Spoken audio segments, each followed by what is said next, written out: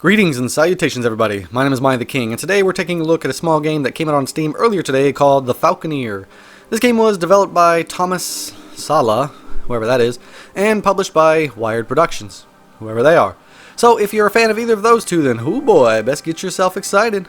But basically, the Falconeer is an open-world air combat style game, and you can explore this mysterious world called Great Ursi and partake in some dogfighting action. When I first looked at this game, I thought it was a game where you play as a bird and just kind of explore and fight other birds. Maybe an online PvP kind of thing too. But when I got into the game, I was pleasantly surprised to realize how wrong I was. I mean, I was almost correct. It's just that you're a human riding on a giant eagle, exploring and fighting other humans riding other eagles. So, honestly, the idea and the premise behind this had me really excited. I mean, I love that kind of stuff, like riding on dragons or giant eagles or wyverns or whatever. I mean, in Fire Emblem, for instance, some of my favorite units were the ones riding on wyverns or Pegasus. I love the idea of dogfights with abnormally large or mystical monsters while they are being ridden by humans. You know, that whole idea is just kind of super cool to me. But no one has yet to make a game I can really just sink some time and dedication into because, in my own personal opinion, none of them do it right. Or at least they don't do it the way I want them to do it. But, you know, who am I, right? But, whatever. You're here to take a look at this game because you were obviously interested in this one, and you want to give it a try. Well, before we get into that, I do have two things to say. The first is this. If you happen to enjoy my content or find it informative, I would greatly appreciate a subscription or a comment. Please help me and my tiny channel to grow by showing any kind of support you can, and thank you. And the second thing I wanted to say is that if you don't have the ability to play this game with a controller, just go ahead and pass on it. Just pass on this one. That's a quick little thing for those players out there who only have a PC and only have PC controls. Don't buy this game. Don't play this game unless you've got a controller. This is fair warning, so, you know, don't say I didn't warn you. Now then, what do I think of the game? Well, let's go into the positives first and see what's good about this game, shall we? Number one for the positives, the game's style, and I mean that in every possible way. The art style is unique and very pleasant on the eyes. The overall way they program everything and everything that just kind of blends together, it makes sense, and I can completely see why they did it this way. Number two, the sound effects, music, and voice acting. They're all really well done. I do think the sound effects for your mystical staff gun thingy could be a lot better, but besides that, the music works well, the voice acting is great in some places and bad in others, and the eagle or the terrain sounds, you know, they're actually pretty spot on, so, you know, kudos on that one.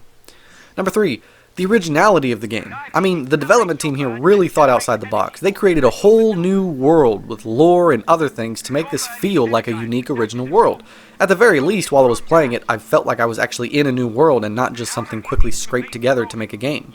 And last but not least, the game did give me a tutorial. However, this particular bullet point will also be found in the negatives, and you'll find out why when we get there. So, those are the main good points that I have for this game, at least the ones that, you know, deserve attention brought to them. And, you know, as you can tell, each of them are pretty decent, and that's why I had to make mention of them. But now I gotta go into the negatives of this game and the things that I didn't like either personally or professionally. So, for the first of the negatives, it's got to be the fact that the game that's made on PC and sold on PC has very bad PC controls.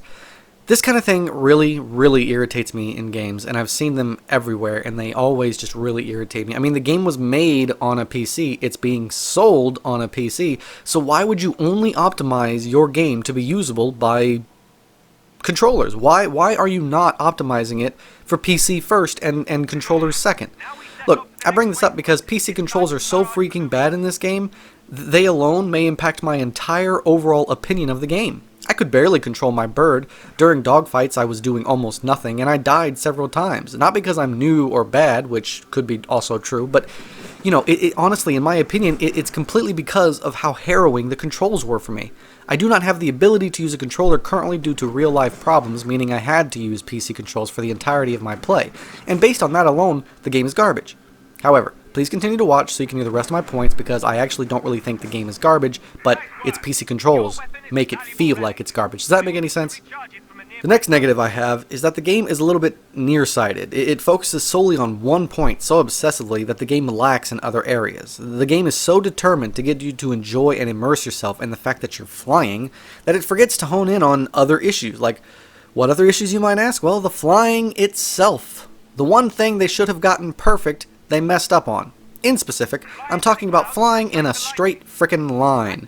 You see, there's no fast travel in the game, which means you need to fly everywhere. Not a bad idea as long as the environment is nice to look at, which, by the way, the environment consists of mostly water and clouds. At night, it's the same night sky, and during the day, the same day sky. Also, just water everywhere that never changes. So honestly, after an hour, the view is boring. But the flight itself. If you let your bird fly in a straight line for longer than 10 seconds without touching it, the bird begins to divert off course on its own, which forces you to take control again and put him back on course. Now imagine trying to fly for several minutes in one direction 5 times for a quest, because the quest says go here, then here, then here, then here, then here. And since your bird refuses to fly straight for longer than 10 seconds, you've got to micromanage your flight the entire time. You can't even point your bird in a single direction and then enjoy the view, as boring and bland as it is, without having to continuously manage your bird's flight path. It seems like a small thing, but think about it. If you have to travel the hard way across these massively large maps, flying for several minutes at a time, with nothing really interesting to look at, to get to each objective in your, let's say, scouting mission, and then every 10 seconds you need to readjust your flight path because your bird decides he wants to go right. I mean, think about how annoying that would become. Just let me fly straight. Why are you veering off like that? It's so freaking annoying. Just let me go straight. I've got to fly for minutes at a time between objectives over water and under clouds so many times in this game, and yet it's made so much more annoying by the fact that my bird just won't fly straight. The third negative thing on my list is that the tutorial, yes, the tutorial from the positives. I gave them a positive point simply because they included it, but the tutorial itself only gives you like half the information. It tells you that you can refill your ammo via a thunderstorm, but nothing else, like how to find it, where are they, when are you even empty, when do you need to refill. It vaguely tells you that you can receive stamina by diving, but it doesn't tell you that you lose stamina by climbing, so that's fun. It vaguely tells you how to control your bird during a dogfight, which they leave out some information until after you leave the tutorial and they introduce it there, like you can focus on your target. That's not in the tutorial. It teaches you that after you've left the tutorial. And I left the tutorial still confused about some of the things and not 100% sure of anything. And after the tutorial, I didn't really feel like I knew anywhere near enough to play the game effectively. I mean, basically, it needs a little bit of work. It almost did its job. For the last negative I have, I'm not too sure about it. Sometimes my mouse was stuttering while playing the game. It would freeze, stop and start, lock onto every little thing. I mean, it was so bad at first that I thought it was a big glitch with the game, but I'm not so sure that it is. I think it might just be bad programming. I mean, why is my mouse unable to be free like the darn bird I'm riding on? It latches onto everything, and it still sometimes stutters while trying to just move around normally. It's just a very weird thing to me, and it annoys me greatly. I don't know why that's a thing. I mean, is it a glitch, or is it part of the programming? I honestly don't know, but I'm going to make mention of it here, just in case. Alright, so I've said a lot of good and a lot of bad things about this game, but what are my overall thoughts? Honestly, I like the idea of this game. I love the originality, and I can really appreciate all the detail and attention the development team put towards this game, but for me, it's a no. And that's just for me. For all of you out there who will have to make your own decision, honestly, if I had a controller to use to help me with playing the game, I'd probably end up giving it a try and keeping it, because most of what the game offers here could be a lot of fun.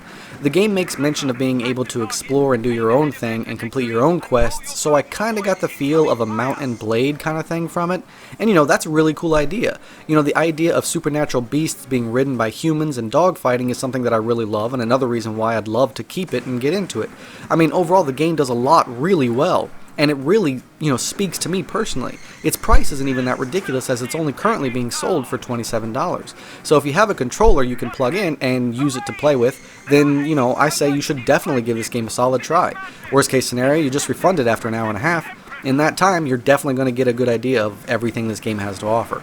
But for all you others out there, either the more cautious ones, the ones with little money to spend, or without a controller to use, I don't think it's worth your time or your precious money.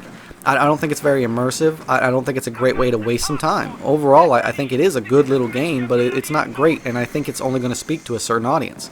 So, if you're saving those $30 for something a little bit more deep and immersive, or a game to go on sale or something, I'm afraid you're going to have to pass on this one. I don't think it's worth it if that's your mindset. But if you are looking for a cool dogfighting game that you can really sink some time into playing and make your own story and do your own thing while exploring and whatnot, and you have a controller, then yeah, I definitely think you should give this game a try. I mean, Besides all that, the choice is up to you guys out there. I mean, if you like what you heard and saw and you don't mind the negatives and you've got a controller and you want to give it a try, then, you know, I strongly encourage you to do so, and I really hope you enjoy it. I mean, even I can appreciate all the positive this game has going for it. I just desperately wish that its PC controls were more optimized, because currently I really can't play the game very well without getting frustrated and annoyed. If its PC controls were better, I'd probably keep this game and play it on a daily basis, because for me, personally, it hits a lot of things that I want in a game. It hits a lot of different things that I want in a game, and I was really looking forward to it after I was getting into it. But when I hit my first, as soon as I started flying, I immediately knew something was wrong, and my expectations started to drop quickly, and I was just so upset because I was starting to see what this game was and what it had to offer, and I was getting excited about it.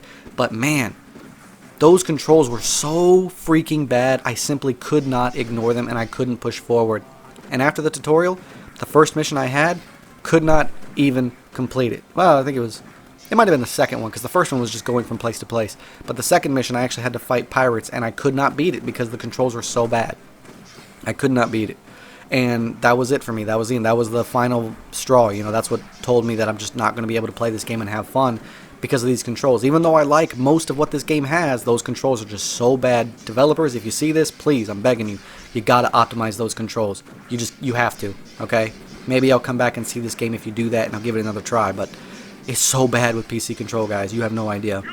So take all I've said at your own discretion, everyone. Make your own choice. I just hope I was able to help shed some light on some of the more unanswered questions that the Steam store page doesn't answer. And, you know, I just hope that I help some of you out there find the perfect little game for you, or help some of you to save some money. So thank you all so much for watching. Please don't forget to support my tiny channel in any way you can. And I can't wait to see you all again on my next adventure. So until then, I bid you all farewell.